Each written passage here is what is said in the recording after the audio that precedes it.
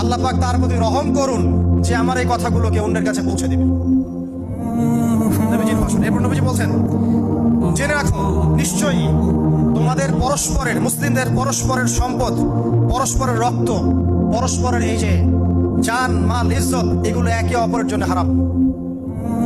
মুসলিমদের পরস্পরের রক্ত, পরস্পরের ইজ্জত সম্মান একে অপরের জন্য হারাম।